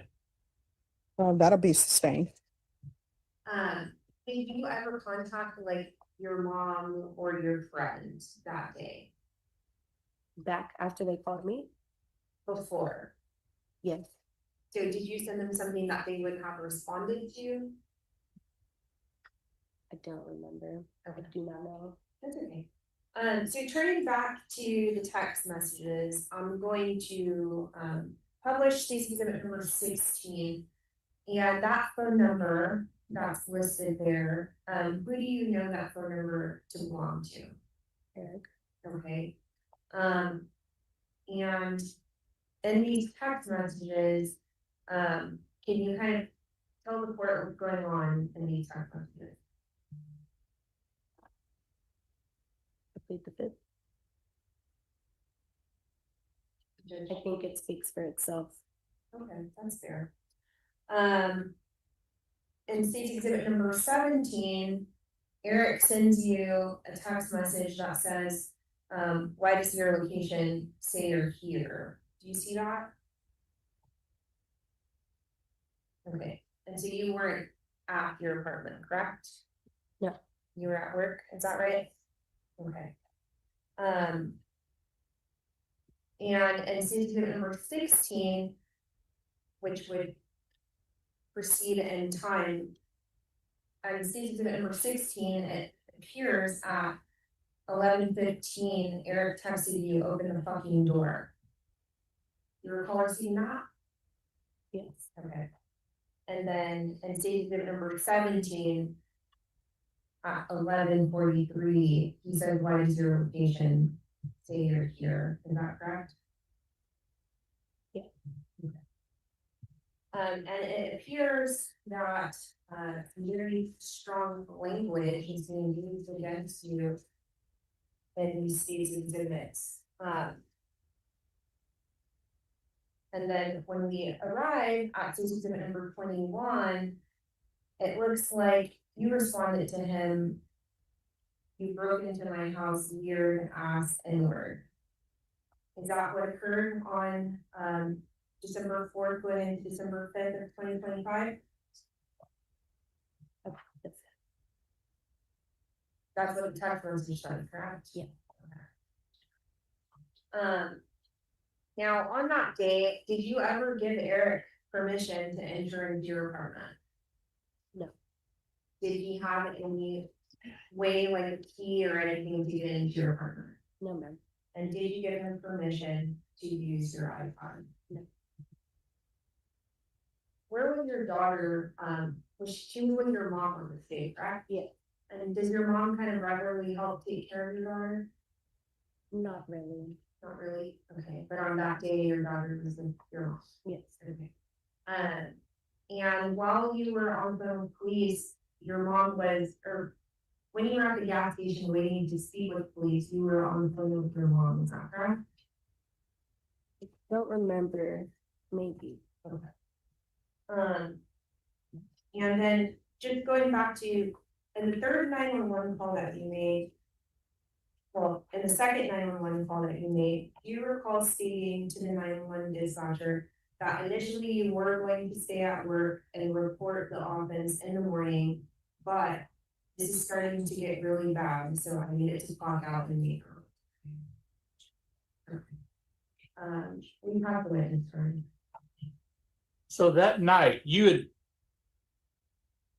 had been at Eric's house that day, right? No. No? No. You had been with Eric's house that day and then you left with the baby to go put your makeup on for work. Yes. Yes, so you had been at Eric's house. No, I don't recall being at his house that day. Have you seen Eric that day? No. Have you talked to Eric's mother that day? No. So her phone records that show a 30-minute call from you at 9:05 from your phone number. Who was using your phone number when it wasn't you for 30 minutes? Well, if there was a phone call, I don't remember what it was. Well, let's go back. Either you talked to his mom or you didn't. You said you didn't. Well, I don't remember. I'm not into all those details. Do you understand the importance of when I ask you a question and you say no, that infers it didn't happen versus if I ask you a question and now you're saying I'm not sure of the details, so So can I plead the fifth? you can do. If Sure. I don't remember, if I'm not. I'm not the one coming after you, it's the state. So don't worry about, don't worry about me. I'm not the one that threatened you. They did. I am going to object as to argumentative. She is a victim in a case, and the state has a duty to see that justice is done for this defendant that continues to violate his probation. All right. So I don't appreciate allegations being slung over to this table when I wasn't even involved in what he is referring to.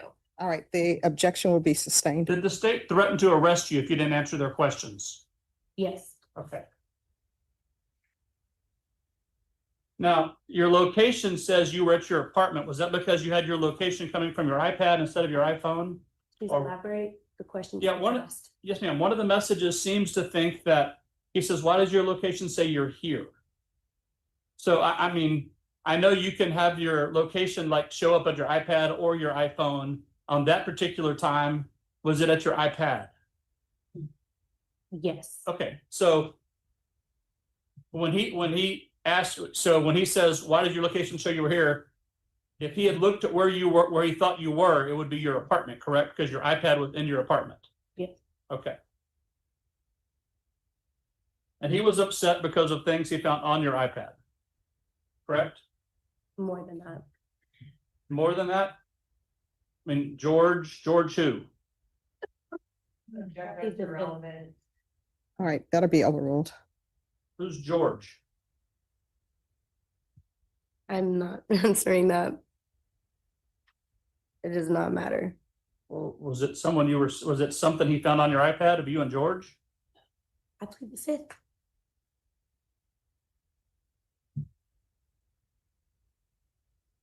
And David Torres, is he also on your iPad? Judge, I'm still gonna object as to relevance, what she's doing in her, It's in evidence. All right. those are Can I- statements that the defendant made, though, what she's doing in her free time that he's. May I see the exhibits, please? May I approach? Yes.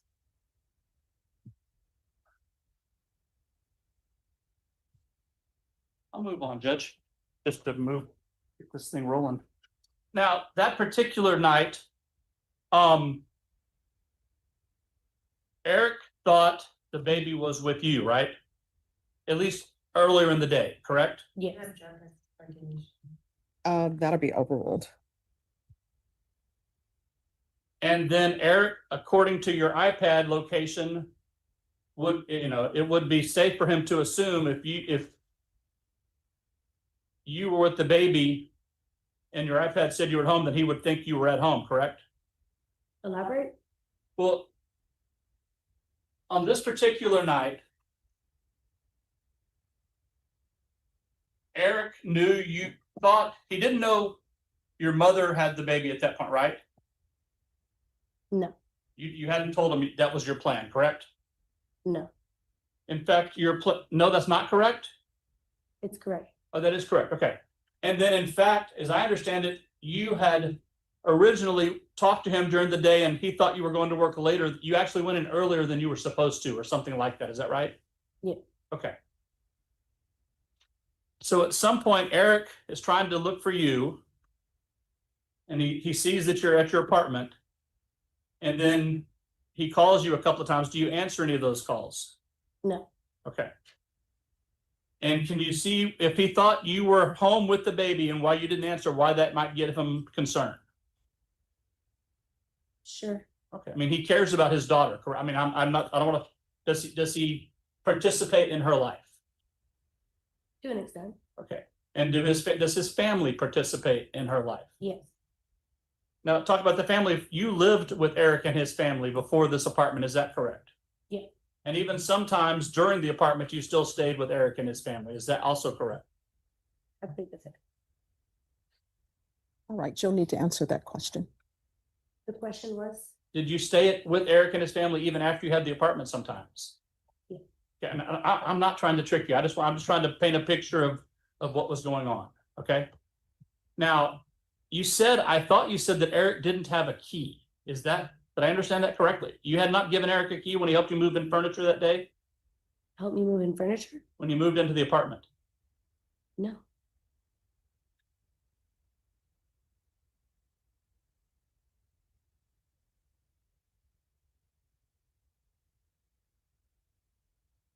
In fact, Eric and his mother were trying to help you get out of that apartment. Is that correct? his mother, yes, Because of some trouble you were having not related to Eric. yes, Okay. Now the iPad, so Eric knows the baby, he doesn't know where the baby is. Could he have thought the baby was with his mother? no, No, because you told him where the baby was? no, because she would have told him and she lives in Austin. Okay. And when you talked to her that night, you said you didn't remember talking to her that night? No,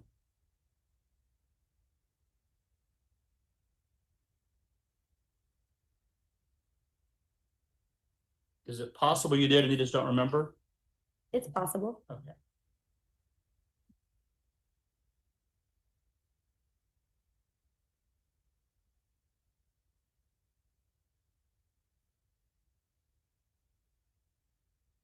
Is it possible that Eric was worried about you and the baby since you weren't answering the phone and he thought you were at the apartment? Possibly. And it makes sense that when he thought you were in the apartment and you weren't answering the phone and you didn't answer the door, one person could be more concerned, correct? Yes, Okay. Because at that point, he didn't know where you were, right? yes, And he didn't know where his daughter was. yes.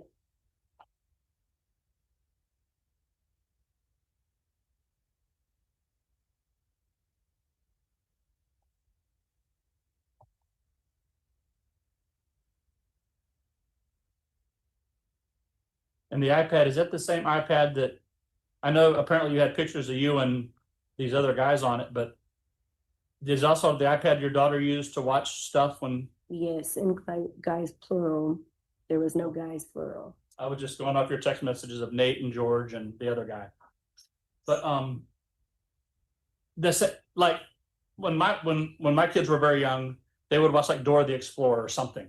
When, take them out to eat, you give them the iPad. Is that the same? Would this iPad also work for that, for her? Yeah, And did she use it a lot for that? yeah. Okay.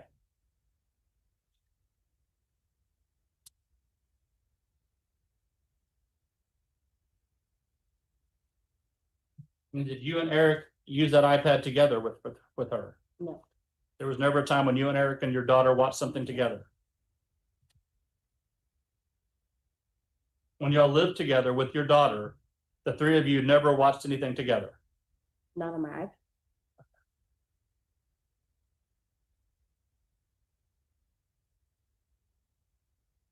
Is that because you didn't want him to see what was on it, or?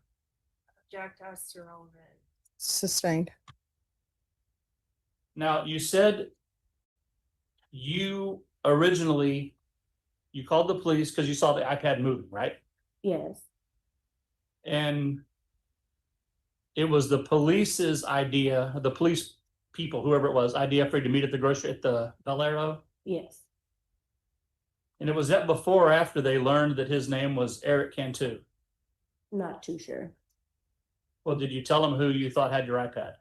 Yes. So And- then yes. So yes, after they learned it was Eric, then they said, hey, let's meet at the Valero. Yes.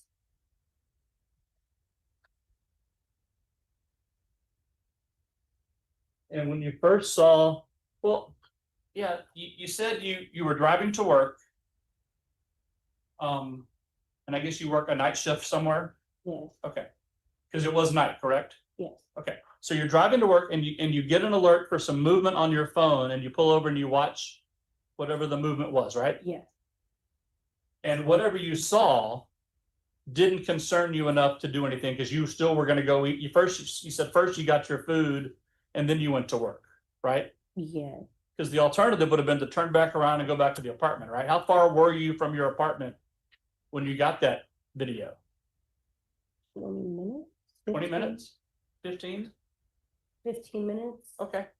But mind you, I drove all the way to New Braunfels For work? to drop off my daughter. But he didn't know that. No. And your location was at your apartment. Yeah. Okay. But I guess my point is what you saw on the video, Eric at your apartment didn't concern you enough to do anything at that point. You still got your food, you still went to work.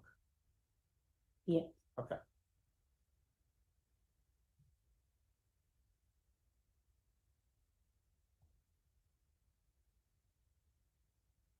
And did you call the police before or after Eric started messaging you?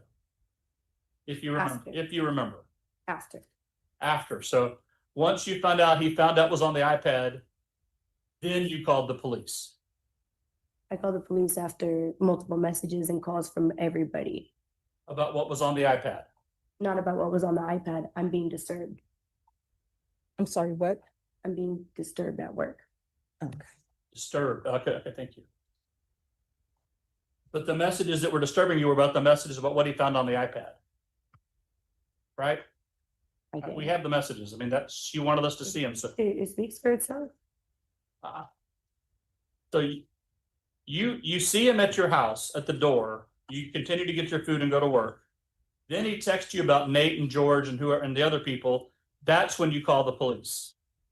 After that, right? I call the police whenever I'm not able to work.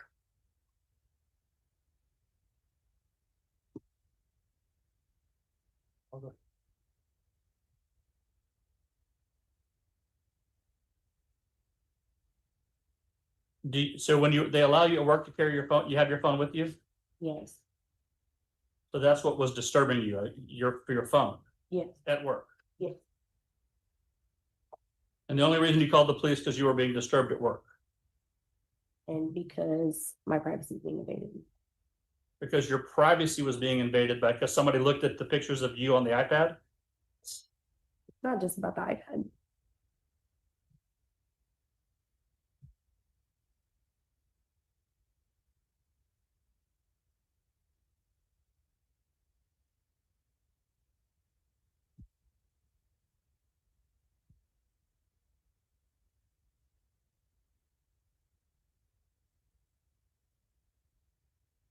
When you said earlier that there was times when you stayed with Eric and his family, correct? Yes. And then you said that his mother helped you get out of the apartment. Was that am I correct if you stayed with Eric those times because you didn't feel safe at your apartment? Elaborate? There were some other threats towards you, or not towards you, but that Yes. concerned you And because of that, sometimes you stayed with Eric because of these other threats, right?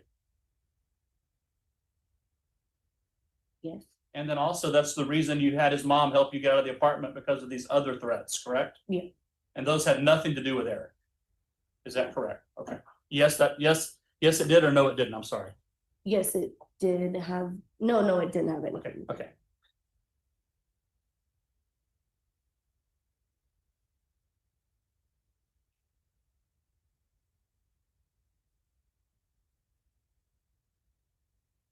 How long had you been in that apartment?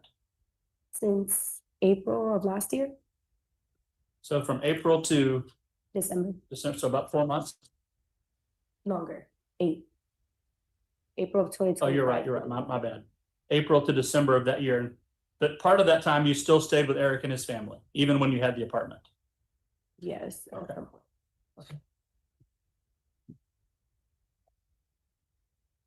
That's all I have, Judge.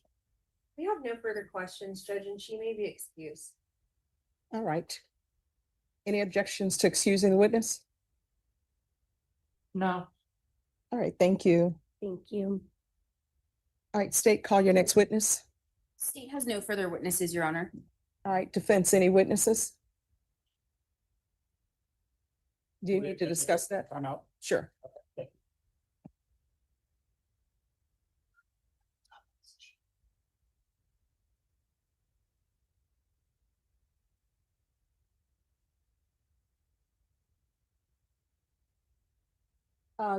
Defense, is the probation officer excused? Yes, I'm Yeah. sorry, yes.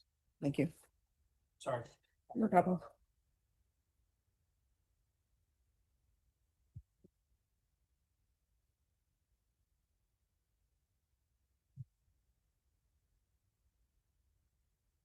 Defense, since it's almost 6 PM and since the state has no more witnesses, we can continue this tomorrow. You can discuss whether Okay. your client is going to testify or not, or if you have other witnesses. Okay, Judge. And so I will call you all back tomorrow morning. What time would you like us here, Judge? If you all could be here no later than 10. 10 o'clock. Okay, we'll be here, Judge. Thank All you. right, thank you. May we be excused until 10? Yes. Thank you so much.